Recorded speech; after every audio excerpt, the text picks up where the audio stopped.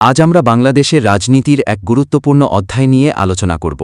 বাংলাদেশ জাতীয়তাবাদী দল বা বিএনপির বর্তমান পরিস্থিতি, তাদের অতীত এবং সাম্প্রতিক জুলাই 2000। গত 15 বছর ধরে ক্ষমতার বাইরে থাকা একটি দল, যা একসময় গণতন্ত্র উদ্ধারের মশাল হাতে নিয়েছিল, আজ কেন এমন করুণ পরিস্থিতিতে?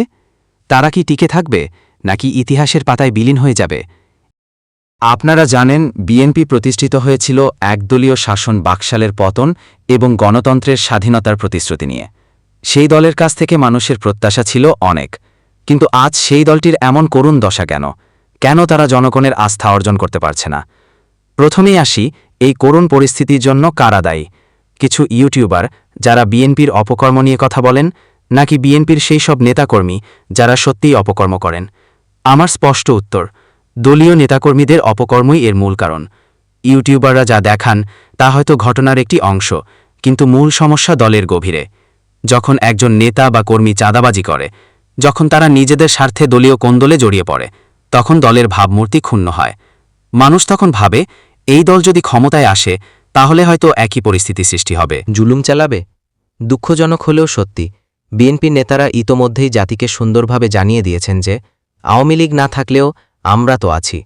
আমরা তোমাদের জ্বালাবো, তোমাদের সাথে সেই সব কিছু করব যা আওয়ামী লীগ করেছে তোমাদের সাথে। এর কিছু ঝলক আমরা ইতোমধ্যেই দেখেছি। থানা ঘেরাও, চাঁদাবাজি, দলীয় সংঘাত, এসবই জনসম্মুখে এসেছে। কিছুদিন আগেই বিএনপি অফিসে ককটেল হামলা নিয়ে এক ভাই পুরো সরকার উৎখাতের হুমকি দিয়ে দিলেন।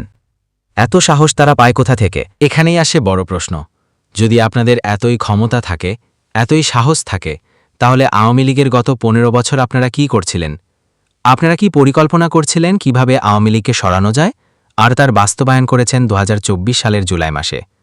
নাকি আপনারা গত 15 বছর নাকে তেল দিয়ে ঘুমাচ্ছিলেন? জুলাই 2024-এর অভ্যুত্থান ছিল সম্পূর্ণভাবে একটি জনবিস্ফোরণ। এটি কোনো রাজনৈতিক দলের পূর্ব পরিকল্পিত আন্দোলন ছিল না। মানুষ নিজেদের অধিকারের জন্য রাস্তায় নেমেছিল।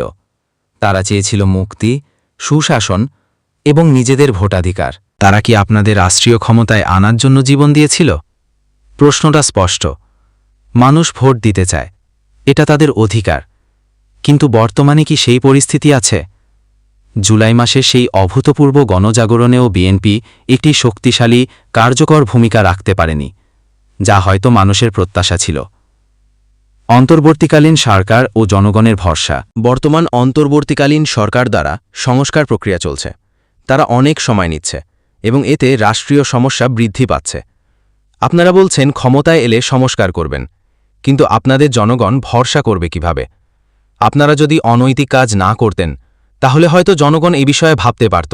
যখন একটি রাজনৈতিক দল নিজেদের মধ্যে শৃঙ্খলা বজায় রাখতে পারে না, যখন তাদের নেতাকর্মীরা জনবিরোধী কর্মকাণ্ডে লিপ্ত হয়, তখন সেই দলের প্রতি জনগণের আস্থা নষ্ট হয়ে যায়। জনগণ ভাবে, যারা এখন এমন করছে, ক্ষমতায় এলে তারা আরও বেশি অত্যাচারী হয়ে উঠবে। নিজেদের ধ্বংসের জন্য তোমরাই দায়ী। পরিশেষে আমি বলতে চাই, বিএনপির এই করুণ পরিস্থিতির জন্য অন্য কেউ দায়ী নয়, বরং আপনারাই দায়ী। আপনাদের ভেতরের কোন্দল, কিছু নেতার লোভ এবং কর্মীদের অনৈতিক কর্মকাণ্ডই আপনাদের আজকে এই জায়গায় নিয়ে এসেছে। যদি আপনারা নিজেদের শুধরে নিতে না পারেন, যদি আপনারা জনগণের আস্থা ফিরিয়ে আনতে না পারেন, তাহলে ভবিষ্যতের পথ আরও কঠিন হবে। মনে রাখবেন, জনগণ তাদের অধিকারের জন্য লড়াই করে, কোনো দলকে ক্ষমতায় বসানোর জন্য নয়।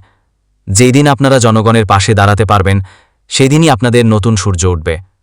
অন্যথায় অতীতের আওয়ামী লীগের মতো আপনারাও ধ্বংসের দ্বারপ্রান্তে চলে যেতে পারেন।